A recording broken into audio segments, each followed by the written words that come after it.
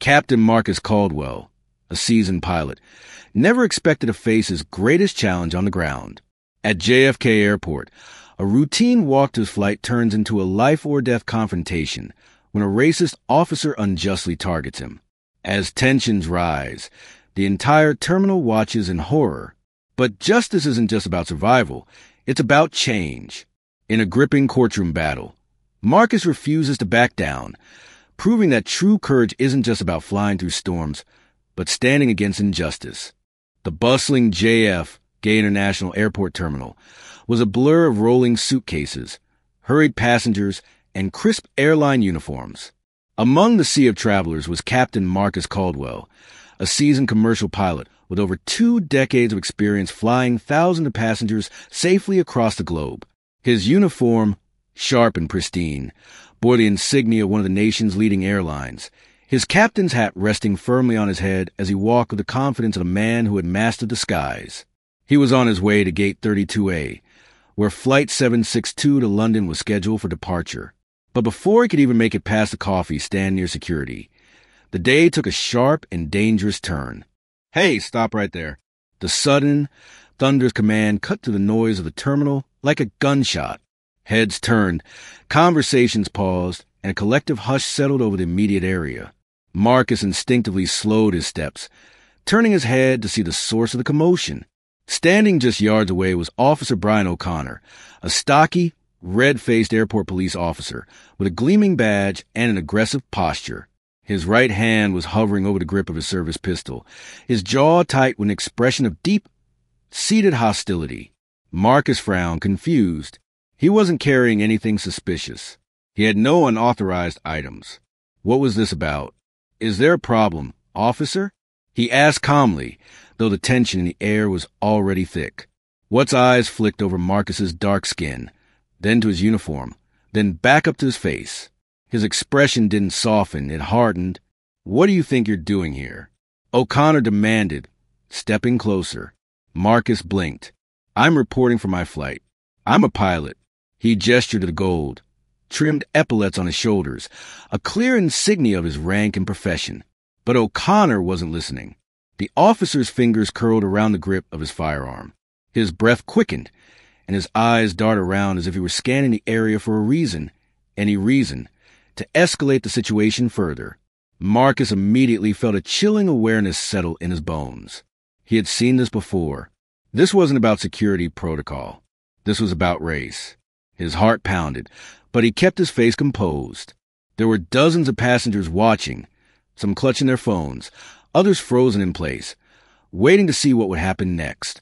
Then the moment turned deadly. With no warning, O'Connor unsnapped his holster and pulled his firearm. The gun was aimed directly at Marcus's chest. Passengers screamed. Someone dropped their luggage with a loud thud. A mother yanked her child back in terror. Marcus stood still, his pilot's uniform sharp against the cold steel of the weapon pointed at him. The air in the terminal thickened with fear. Officer O'Connor, voice was a growl. "I don't believe you." Hands where I can see them now, the cold barrel of the gun pointed directly at Marcus's chest made every second feel like an eternity. His pulse remained steady, his expression unreadable.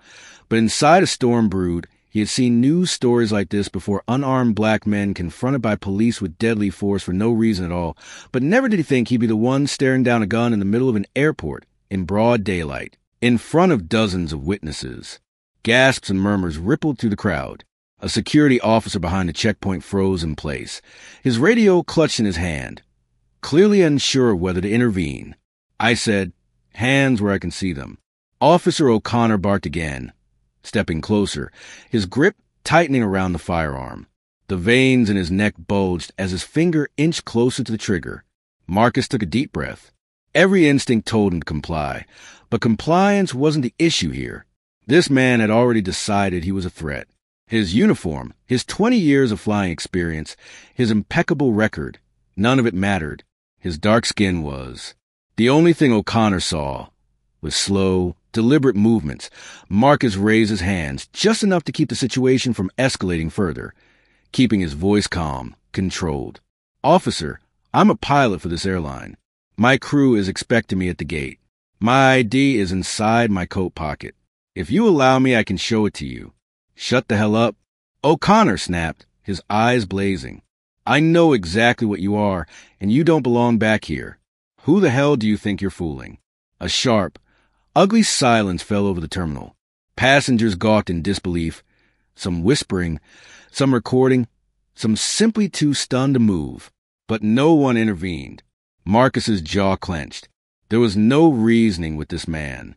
O'Connor had already built a story in his head, a story where a black man in a captain's uniform couldn't possibly be an actual pilot, a story where the only explanation for Marcus's presence near security was criminal intent.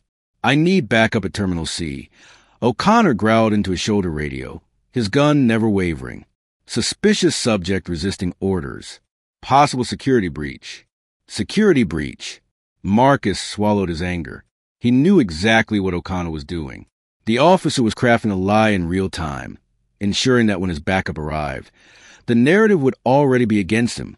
A memory flashed in his mind. His grandfather, a Tuskegee airman, had once warned him about men like this, about how no amount of respectability, no level of excellence, would ever be enough for some people. Still, Marcus refused to let this man control the narrative. A few feet away, a young white flight attendant, Emily, gasped in horror, her hands over her mouth. She had seen Marcus countless times. He was one of the most respected captains on staff, and she wasn't about to let this continue. Before she could step forward, a deep voice boomed through the terminal. What the hell is going on here? Marcus turned his head slightly. Coming down the terminal with an expression of absolute fury was the airport's chief of security, Samuel Reynolds, and he did not look happy. Officer O'Connor stiffened as chief of security. Samuel Reynolds stormed toward them, his polished shoes clicking sharply against the tile floor. The grizzled, no-nonsense airport veteran had been in law enforcement for nearly 3 decades. He wasn't the kind of man who entertained reckless power trips, especially not in his airport. His steely blue eyes locked onto guns still pointed at Marcus's chest, and the rage in his expression was instant. O'Connor, Reynolds' voice was a low, authoritative growl, the kind that could make even the most arrogant officers snap to attention. What the hell do you think you're doing? O'Connor, jaw tightened. He didn't lower his gun. This man was trying to access a restricted area. Sir, O'Connor insisted. His voice was sharp, but his grip on the gun trembled slightly. He's refusing to comply. Reynolds' eyes narrowed. Marcus Caldwell. The chief's gaze flickered to the captain's uniform, and then back to Marcus's face. Recognition dawned immediately. Reynolds had seen Captain Caldwell dozens of times before. He had personally shaken his hand on more than one occasion after landing difficult flights in bad weather. He had seen the plaques on the airport walls featuring Caldwell's name for his service and excellence in aviation. And now, here he was, a highly decorated pilot being held at gunpoint like a criminal. Reynolds turned his gaze back to O'Connor, his voice slow and deadly. Put the damn gun down. O'Connor hesitated. His pride wouldn't let him back down so easily. He glanced around, desperate to find a way to justify his actions, but the weight of the dozens of onlookers, the horrified passengers, and now his own superior bearing down on him like a storm cloud, made him nervous. Still, he tried to hold his ground. Sir, he was acting suspicious. A man like him. Reynolds cut him off, stepping closer. His voice dropped to a dangerous whisper. Do you have any idea who you're pointing that gun at, O'Connor? For the first time, a flicker of doubt crossed O'Connor's face. Reynolds didn't wait for him to answer. This is Captain Marcus Caldwell, he said icily, one of the most respected pilots in this airport. A man who has logged more flight hours than you've worked shifts in your entire damn career. Murmurs rippled through the crowd. More people pulled out their phones, whispering in shock. Watt's face turned red, not in embarrassment, but in anger. He had been so sure. So sure this man in a pilot's uniform was a fraud, a threat, an imposter. But now he was the one exposed. Marcus still hadn't moved, his hand still slightly raised, but his calm gaze was locked onto O'Connor's eyes, unshaken. Reynolds took another step forward. Now lower your damn weapon before I have you arrested in front of this entire terminal.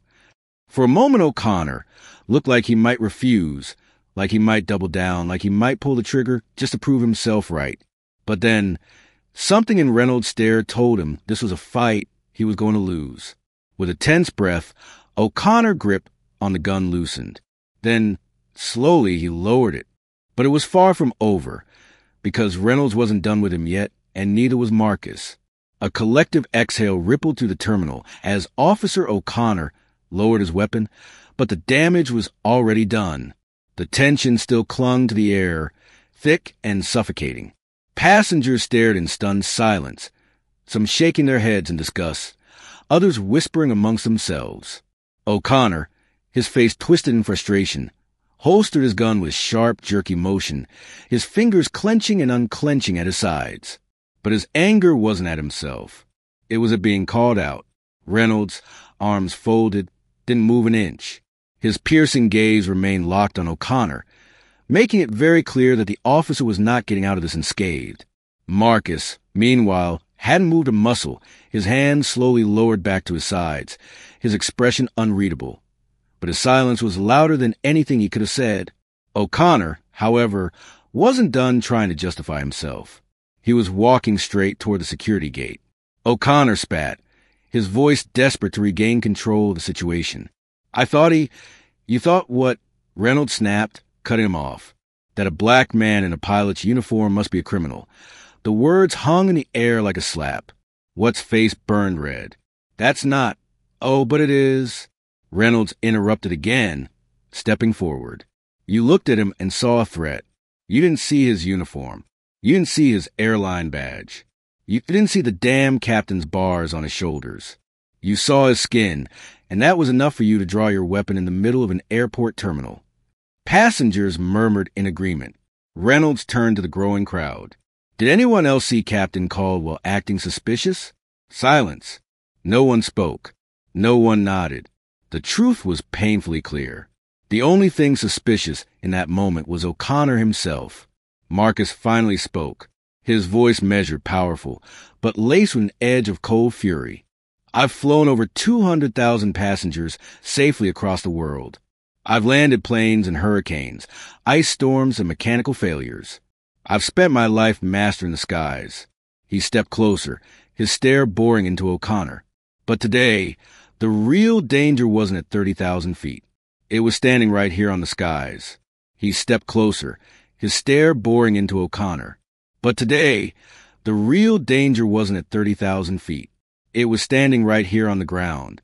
The words hit O'Connor like a freight train. His jaw clenched.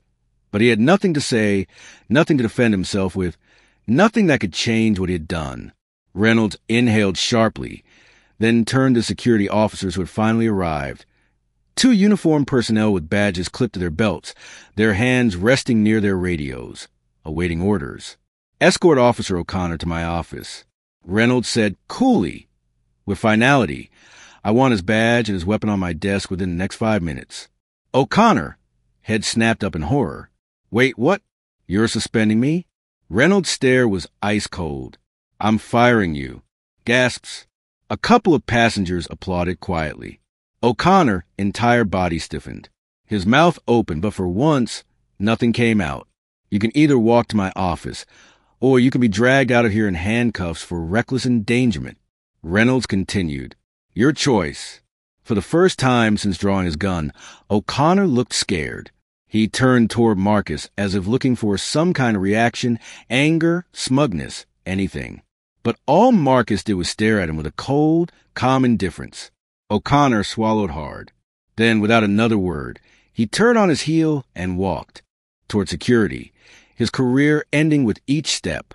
Marcus exhaled, but the weight of what had happened still lingered. Because while O'Connor might be gone, the system that created men like him was still very much in place. And this wasn't over, not by a long shot.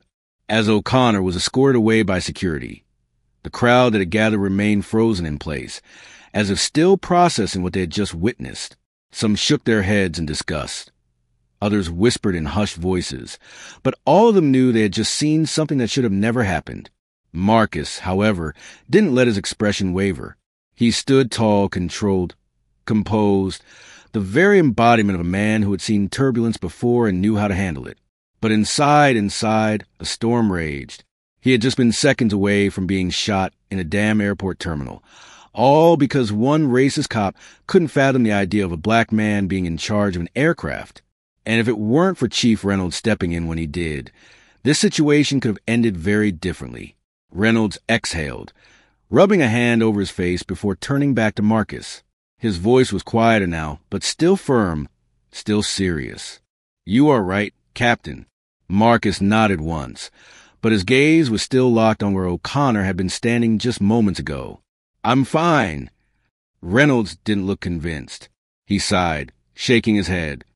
"I swear, I thought I'd seen it all in my years here, but this—" He let out a humorless chuckle. "This is a new one." Marcus turned his gaze to him. "It's not new." His voice was steady, but there was an unmistakable edge of cold truth in it. "This happens all the time." Reynolds' jaw tightened. He didn't argue. He couldn't, because he knew Marcus was right. Just then, a member of Marcus's flight crew, First Officer Lisa Watson, rushed toward them, her face twisted in concern. "Captain Caldwell." She gasped, pushing through the stunned bystanders. "Jesus, are you okay?" Marcus turned to her and offered a reassuring nod, though he could see the way her hands trembled slightly at her sides. "I'm fine, Lisa." She exhaled, looking toward Reynolds. "I saw what happened. We all did. That officer." She swallowed, rage flickering in her eyes. "He pulled a gun on our captain. I mean, what the hell is going on?" Reynolds didn't answer right away, because what could he say that this was an isolated incident, a one-time mistake? That would be a lie? Instead, he turned back to Marcus. "Listen, we're going to be filing a full report on this. O'Connor is done, but if you want to press charges—" Marcus held up a hand. "I will." Reynolds nodded approvingly. "Good. I was hoping you'd say that, because firing O'Connor wasn't enough. Not this time. The air around them was still heavy with the weight of the moment, but Marcus knew one thing. He wasn't just letting this slide. O'Connor had drawn a gun on him in broad daylight, in the middle of an airport, surrounded by witnesses, and still, Marcus knew that if things had gone differently, the news headlines could have painted him as the one at fault. They would have called him a suspect. They would have justified his death. And that wasn't something he could just let go. He adjusted his uniform, rolling his shoulders back before nodding toward Lisa. "Let's get to the gate." She hesitated, glancing toward Reynolds, then back to Marcus. "Are you sure you're good to fly?" Marcus met her gaze. "I've been through worse storms." With that, he turned and walked toward his flight, leaving behind an airport full of people who had just witnessed a reckoning. But this wasn't over, because Officer O'Connor might have lost his job today. But by the time Marcus was done, he was going to lose a whole lot more. Marcus strode through the terminal, his steps steady, but his mind racing. The incident with Officer O'Connor wasn't something he could simply shake off and move on from. This wasn't just about him. This was about every black professional who had ever been profiled, harassed, or worse, simply for existing in a space where people like O'Connor believed they didn't belong, and he wasn't about to let it go. As he reached the jet bridge, a low voice called his name. He turned. Chief Reynolds was behind him, catching up with a determined expression. Reynolds wasted no time. "I already spoke to legal. They're pushing for O'Connor to be charged with aggravated assault with a deadly weapon." Marcus nodded slowly, but his jaw tightened. "And what are the chances he actually sees prison time?" Reynolds exhaled. "He's already been fired. There's surveillance footage, witness statements, and body cam evidence. It's airtight, but you know how these things go." Marcus did. All too well, a white officer pulling a gun on an innocent black man. The system had a habit of protecting its own. Reynolds lowered his voice. "If you testify, there's a real shot at getting conviction, and I don't just mean a slap on the wrist, I mean real consequences." Marcus held his gaze, then with quiet conviction he said, "I'll be there," because this time there was no backing down. 3 weeks later, Marcus sat in the front row of the courtroom, dressed in a dark navy suit, his posture upright and composed. The courtroom was packed. News outlets had caught wind of the case, and the incident at the airport had gone viral. The prosecution had an ironclad case. Surveillance footage showed O'Connor drawing his gun without provocation. Body cam audio revealed his racist remarks before he even pulled the trigger. Multiple eyewitnesses, including airline staff, passengers, and other airport police officers, had come forward, all confirming the same story. But the most damning evidence, O'Connor himself. The former officer sat at the defense table, his once authoritative demeanor completely shattered. His lawyer had tried to spin the story, arguing he felt threatened or acted on instinct, but the truth was too blatant to twist. And then Marcus took the stand. The courtroom fell silent as he spoke, his voice measured and strong. "I have spent my entire career ensuring the safety of passengers in the air," he said. "I have flown in life, threatening conditions, mechanical failures, emergency landings. But on that day, the real danger wasn't in the sky. It was standing on the ground, wearing a badge." The jury hung on to every word. He described the moment the gun was aimed at his chest, the way Watt's eyes burned with hatred, not fear, the way his life had been reduced in an instant to nothing more than a security threat. By the time he was done, there wasn't a single person in that courtroom who didn't know the truth. Watt's lawyers scrambled to salvage what little defense they had, but the damage was done and the verdict, guilty on all counts. Sentencing would come next. But as Watt sat there, his face ashen, his entire career and freedom crumbling around him, Marcus knew this was justice. But still wasn't enough, because one conviction wouldn't fix the system that allowed this to happen in the first place. Still, as he walked out of that courtroom, flanked by fellow pilots, supporters, and even Chief Reynolds himself, he knew one thing: change had started, and he was just getting started. The courtroom was packed once again for the sentencing hearing. Reporters filled the gallery, their cameras clicking rapidly as the judge took her seat at the bench. The air was thick with anticipation. The case had drawn national attention, sparking debates about racial profiling, police brutality, and accountability. Everyone was waiting to see what kind of punishment would be handed down to former Officer Brian O'Connor. Marcus sat in the front row, his expression unreadable.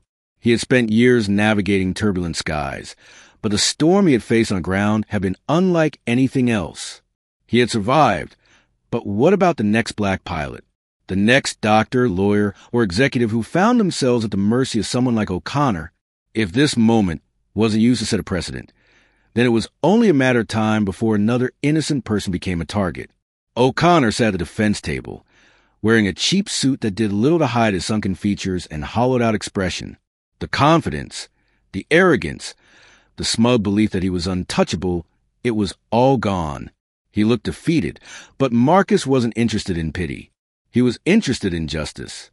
The judge cleared her throat, silencing the room. She looked at O'Connor with a sharp, unyielding gaze. "Mr. O'Connor, you were entrusted with a badge and a gun, symbols meant to protect the public, not terrorize them.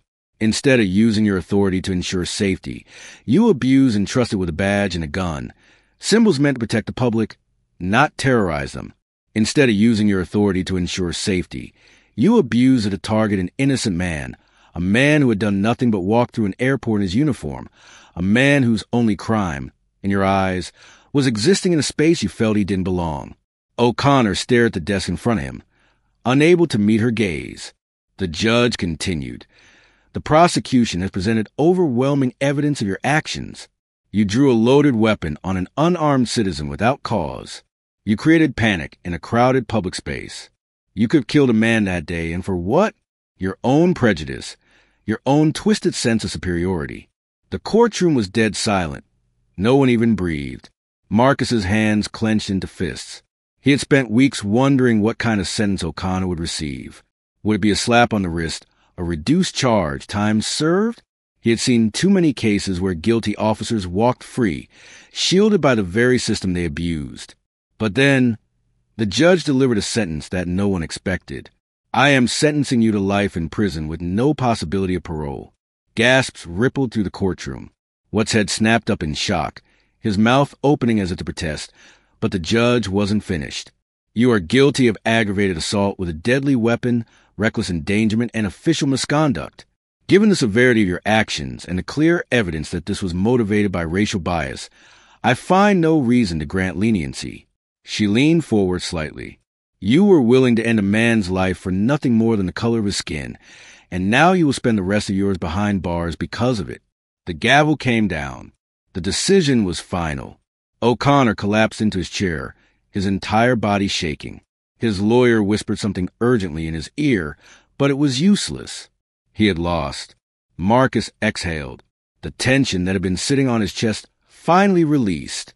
Justice had been served, not just for him, but for every black professional who had ever been treated as a suspect instead of success. As he stood to leave the courtroom, Chief Reynolds clapped a hand on his shoulder. You did it. You did it. But for every black professional who had ever been treated as a suspect instead of success. As he stood to leave the courtroom, Chief Reynolds clapped a hand on his shoulder. You did it, he said quietly. You made sure he answered for what he did. Marcus nodded, his voice calm but firm. One man answered, but the system, that still needs work. Reynolds didn't argue. He simply nodded, knowing Marcus was right. This wasn't just about one bad cop. This was about changing an entire culture of discrimination. As Marcus stepped outside into the sunlight, he knew that this was only the beginning. He had been given a platform, a voice, and a story that people were listening to, and he wasn't about to let it go to waste, because the fight for justice, it was far from over. Marcus stepped out of the courthouse, the warm afternoon sun casting long shadows across the steps.